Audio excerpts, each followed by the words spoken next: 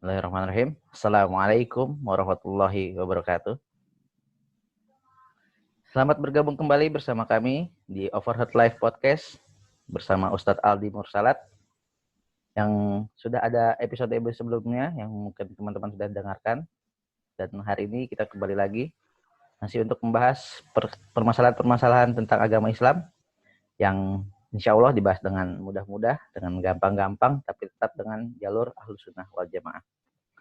Dan sudah bergabung juga seperti biasa dengan kita Ustadz Aldi Mursalat. Assalamualaikum Ustadz. Waalaikumsalam warahmatullahi wabarakatuh. Alhamdulillah kita masih terus diberikan kesehatan nih dan kesempatan untuk berkumpul lagi Ustadz untuk melakukan podcast ini, berbincang-bincang. Mudah-mudahan ada manfaatnya buat kita dan buat orang banyak Ustadz ya. Amin, insyaallah Kang Anas. Jadi saya masih mau melanjutkan tentang podcast sebelumnya Ustadz nih. Kemarin kan sempat kita bahas tentang riya nih Ustadz. Nah, kita mau studi kasus aja nih Ustadz nih. Jadi kemarin nih beberapa waktu yang lalu ada teman cerita tentang kasus temennya. Teman cerita tentang kasus temennya gitu. Jadi temennya gitu, ini dia waktu itu pernah. Jadi temennya temen ya Kang? Temennya teman nih. Atau jangan-jangan dia cuma dia bilang temennya gitu. Gak tahu juga. Jika gak boleh suzon. Oh ya, temennya teman. Temennya teman. Iya, terus. Temennya teman. Dia cerita gini. Temennya itu waktu itu pernah mau Jumatan. Dia mau sholat Jumat nih Ustaz, sholat Jumat. Biasa kan kalau sholat Jumat kadang-kadang suka nyediain uang buat infak di masjid lah. Dia udah nyediain uang sebenarnya 4.000 Ustaz. 4.000 rupiah. Di kantong kanan 2.000, di kantong kiri 2.000. Tapi dia bawa dompet juga. Dia niatnya awalnya 2.000 mau infak di depan masjid. Nanti pas ada keropak yang lewat pas Jumatan juga dia mau masukin 2.000. Nah, jalan dia sholat Jumat ke masjid. Nyampe masjid bener tuh. Awal ada keropak yang di depan masjid dimasukin 2.000. Pada saat dia masuk ke dalam masjid, ternyata di sebelah dia ada bapak dari cewek yang lagi dia incer. Dia ada niat mau nikah, sebelahnya ada bapak dari cewek yang dia incer. Wah, calon mertua nih katanya gitu kan. Ya udah, dia duduk tuh di masjid. Duduk di masjid, pada saat keropak lewat, karena dia ngerasa, wah, calon mertua nih, masa gua ngasih 2.000? Dia langsung buka dompet itu, Ustaz. Buka dompetnya, dia ambil uang 100.000.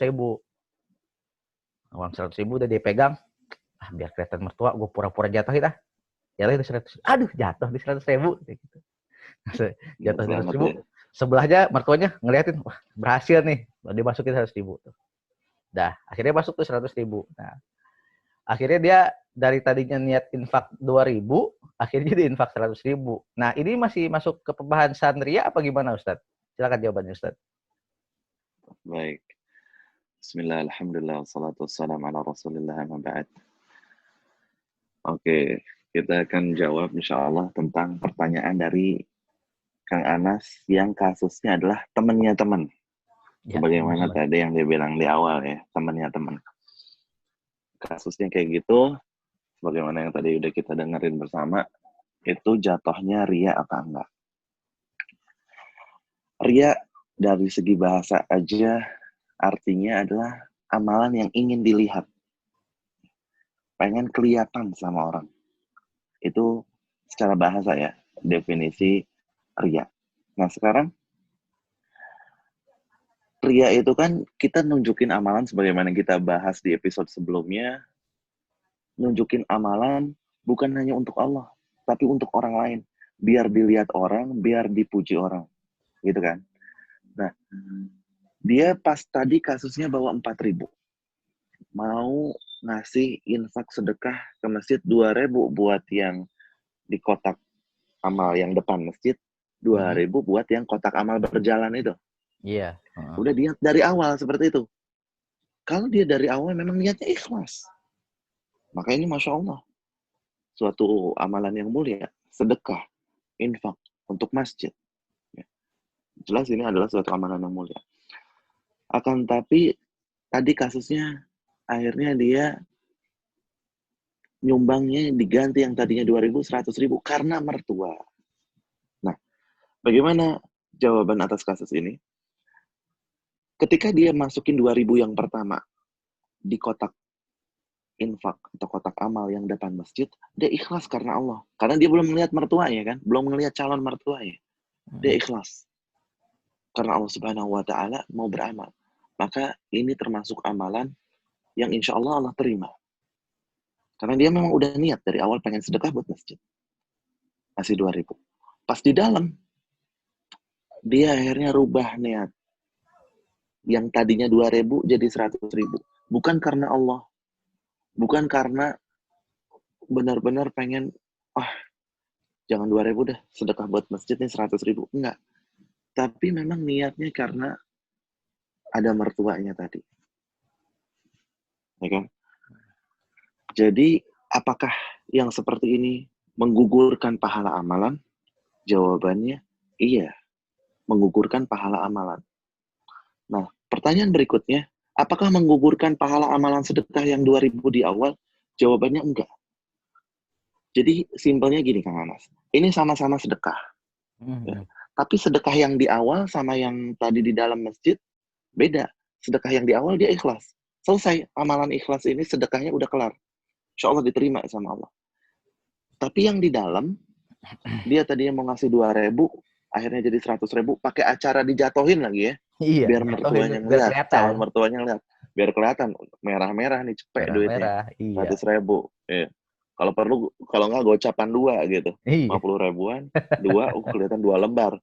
Ya kan? Iya. Dimasukin. Maka yang seperti ini, seolah-olah dia, ya kan, dari awal niatnya sedekah. Niat awalnya ikhlas. Di tengah-tengah akhirnya jadi riya. Ya kan?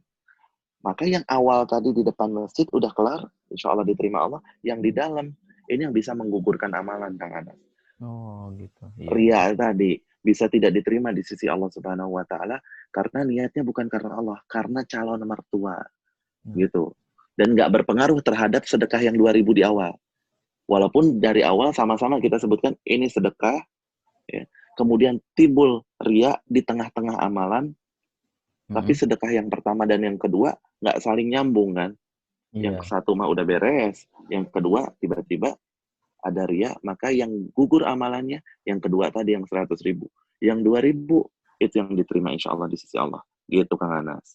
Oh, berarti udah rugi 100.000, nggak dapat apa-apa, cuma dapatnya yang 2.000 berarti Ustaz tuh ya. Iya, alhamdulillah masih yang 2.000 diterima insya Allah sama Allah ya. Tapi yang rugi ini dia 100.000 nggak ikhlas lagi, pahala nggak dapat, 100.000-nya hilang. Iya. Terus masih lanjut nih Ustaz ceritanya nih. Tadi setelah dia sedekah, yaudah akhirnya dengerin khotbah Jumat, diusahain tuh nggak tidur karena sebelahnya juga calon mertua gitu. Jadi nggak tidur nih. Biasanya tidur dia. Terus lanjut setelah sholat Jumat, biasanya juga habis sholat Jumat kabur gitu si teman ini. Habis sholat Jumat langsung kabur, zikir seperlunya atau kadang-kadang malah zikir. Karena masih ngeh di sebelahnya calon mertua aja, dia lanjut, itu deh. Masih ada calon mertua, sholat sunnah deh. Habis Jumatan kan sholat sunnah tuh Ustaz ya. Sholat sunnah deh. Nah, kalau ini lanjut aja nih, gimana Ustaz nih? Kalau yang sholatin juga, apakah sholatnya murni langsung nggak keterima apa gimana Ustaz? Baik. Nah, masih kasus yang sama ya. Si Fulan yang sama ya. Fulan itu orangnya Ustaz. Kalau tadi dia setelah selesai sholat Jumat, kasusnya dia nggak biasanya dia sholat ba'diyah. Biasanya langsung cabut aja gitu aja, langsung balik. Nah, tapi karena masih sadar ada calon mertuanya di situ, akhirnya dia, mumpung ada calon mertua, gue sholat ba'diyah, dia sholat sunnah ba'diyah.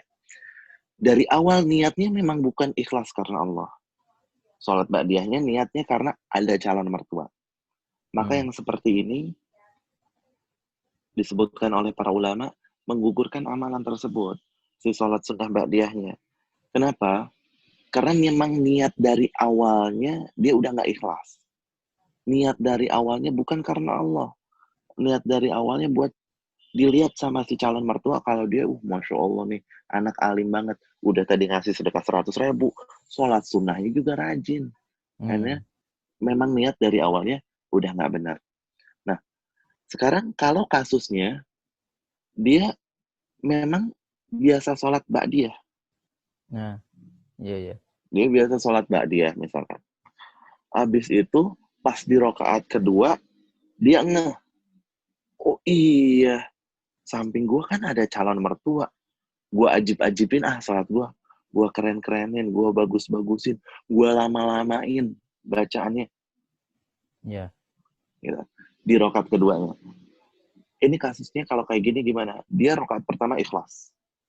Memang karena dia mau sholat ba'diyah, udah biasa dia sholat ba'diyah. Tapi di rakaat kedua, dia mikir, wah, ada calon mertua. Gue lamain sholatnya. Ini pun masuk bagian dari riya, Kang Anas. Apalagi Nabi SAW pernah mengatakan dalam hadis yang sahih, beliau mengatakan, ala ukhbirukum bima huwa akhwafu alaikum indi minal masihid dajjal. Kata beliau, maukah kalian aku kasih tahu tentang sesuatu yang aku takutkan bagi kalian yang lebih aku khawatirkan dari Dajjal? Para sahabat otomatis langsung bilang, bala, iya, ya Rasulullah, apa sih itu? Kata beliau, qal asyirkul khafi, syirik yang tersembunyi. Kemudian beliau mengatakan, yakumur rajul fayusalli fayuzayyin salatahu lima yara min nadhari rajul. Dia sholat, udah gitu dia memperbagus sholatnya biar dia dilihat sama orang lain. Nah, ini kasusnya yang kita khawatirkan. Memperbagus sholatnya karena orang lain. Ini yang memang dalam hadis barusan disebut riya. Nah, kalau kasus riyanya di awal, Kang Anas, yang tadi kita sebutin, dia nggak biasa ba'diyah Jumat, akhirnya dia ba'diyah, sholat sunnah, itu memang dari awal, karena sudah riya, bisa menggugurkan amalan. Nah, kalau di rakaat pertamanya ikhlas, kemudian rakaat keduanya dia nggak ikhlas karena dia ngeh ada mertua, calon mertua, dia bagusin sholatnya, maka sholat ini kan satu paket, Kang Anas. Ya kan? Namanya sholat ba'diyah, dia 2 rakaat. Ya kan? Dia 2 rakaat, rakaat pertama sama rakaat kedua nyambung. Ya kan? Rakaat pertama sama rakaat kedua nyambung, akhirnya dalam satu sholat gitu Ustaz ya. Dalam satu sholat. Ya kan? Nah, dia lanjutin sholatnya, ya, dan masih dalam keadaan riya sampai akhir sholat. Ini berarti kan niatan riyanya dia ini muncul di rakaat kedua. Bagaimana dengan rakaat pertamanya? Sama-sama batal, sama-sama digugurkan oleh Allah pahalanya. Jadi kenapa? Karena dia sepaket. Satu sholatnya batal tuh Ustaz ya, maksudnya pahalanya ya. Pahalanya ya, sholatnya sah. Maksudnya nggak sholatnya nggak jadi batal. Sholatnya sah. Akan tapi bisa batal pahalanya. Kenapa? Karena sholat satu paket. Namanya sholat 2 rakaat. Sholat ba'diyah Jumat. Bukan 1 rakaat. Beda kasusnya tadi, Kang. Sama yang sedekah. Kalau yang sedekah kan walaupun namanya sedekah, dia beda. Tadi sedekah di depan, udah selesai. Kemudian sedekah yang di dalam masjid. Dia berbeda. Walaupun dari awal niatnya mau sedekah 4.000 itu, tapi di depannya selesai karena ikhlas yang di dalam ini yang bermasalah. Nah, kalau sholat kan sepaket, dia 2 rakaat. Jadi ketika di rakaat pertama ikhlas, rakaat keduanya riya, dan sampai salam dia masih riya, maka pahala sholatnya semuanya gugur. Gitu. Nah, gitu Kang Anas, kecuali dia pas habis itu riya, pas ruku dia ingat, ya Allah, aneh kok sholat tadi kenapa riya? Dia lawan rasa riyanya. Nggak, aneh harus ikhlas. Emang aneh sholat ba'diyah kok. Karena Allah, bukan karena mertua. Jadi di awal ikhlas, di tengah-tengah riya, di akhirnya ikhlas lagi. Yang kayak gini kata para ulama, insya Allah amalannya diterima. Kenapa? Karena dia berjuang untuk melawan riyanya tadi. Dia nggak, gue harus ikhlas. Gitu. Nggak boleh gue sholatnya riya nih. Maka insya Allah walaupun tercampur riya, dari riyanya insya Allah diampuni dan ikhlas karena Allah, pada akhirnya maka diterima amalannya. Gitu Kang Anas. Jadi pentingnya juga kita ngejaga amalan, ya, di awal, di tengah, terutama juga di akhir, benar-benar ikhlas karena Allah. Jangan Itu sampai kecampur ria sama gitu. kasusnya dengan misalkan dari awalnya sudah ria tapi di akhir dia juga pas di akhir ibadah dia masih ngerasa ngelawan, itu masih selamat juga Ustaz ya amalannya insya Allah ya. Beda kasus Kang Anas. Oh beda ya. Karena apa? Kalau dari awalnya sudah ria, ini yang Hmm. jadi masalah. Dari awalnya ria, makanya termasuk yang penting itu niat awal dan juga niat akhir. Oh, di awal dan di akhir Gitu yang penting Kang. Ustaz ya. Ya di tengah juga penting gitu ya, bukan kita menyepelekan. Tapi dalam arti gini Kang Anas, kalau tadi dari awalnya niatnya udah ria, udah salah. Nah. Udah selesai kita pembahasan sampai di situ. Dari awal udah ria, salah. Tapi kalau dari awal dia ikhlas, Oh, tengah-tengah dia ria, akhirnya dia berjuang untuk melawan riaknya, akhirnya ikhlas lagi, insya Allah diterima. Beda kasusnya kalau dia bernikmat-nikmat, berlezat-lezat dengan riaknya sampai akhir, maka ini yang menggugurkan pahala si orang tadi. Gitu. gitu. Ya, benar-benar Ustaz. Paham. Jadi kalau kayak gitu, nah tadi kebetulan Ustadz bilang dia bernikmat-nikmat dalam rianya, cerita si teman yang tadi masih lanjut Ustadz. Kayaknya memang dia, Lanjut lagi, Kang. ternyata memang kayak dia seperti yang Ustadz bilang tadi, dia bernikmat-nikmat dalam rianya, sampai akhirnya dia pulang Jumatan, ketemu sama Hah? temannya, dia cerita lagi sama temennya, terkait yang tadi 100.000 jatuh Ustadz. Dia bilang ke temennya, Oke. dia cerita, gue lagi dermawan banget nih hari ini nih,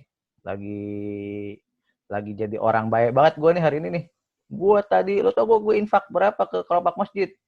Gue infak 100.000. Tuh, bayangin tuh. Nah, nyampe situ tuh Ustaz tuh. Itu masih ria banget juga Ustaz ya? Hukumnya masih ria juga apa gimana tuh Ustaz tuh? Oke. Dalam kasus masalah niat, ini penting banget, Kang Anas. Makanya disebutkan dalam banyak dalil dan juga penjelasan ulama tentang hal ini. Ada yang namanya ria, Kang Anas. Ada yang namanya sum'ah. Oh, iya. Apa sih bedanya ria sama sum'ah? Ria itu dari segi bahasa tadi kita udah jelasin, ingin dilihat. Oh, Ya kan? Kalau sum'ah, dia ingin didengar. oh, iya. Gitu. Jadi kalau ria, ya, contohnya tadi, dia kasus rianya ke si calon mertua. Karena si calon mertua dia ngelihat dia sedekah, ngelihat dia sholat dia, itu ria. Tapi kalau temennya kan nggak ngelihat, ya, dia sedekah 100.000 nih, nggak ngelihat. Tapi tahu dari mana si temennya ini kalau dia sedekah 100.000? Dia yang cerita sampai didengar sama temennya. Jadi dia pengen didengar kebaikannya sama orang, pengen ngedengerin kebaikannya ke orang-orang. Ya. Yang tadinya temannya sholatnya di masjid lain, masjid beda kampung, akhirnya pas ketemu jadi tahu kan bahwa dia ini habis sedekah 100.000 karena pengen didengar tadi. Dia cerita, gue tadi sedekah nih 100.000. Ini yang disebut sum'ah.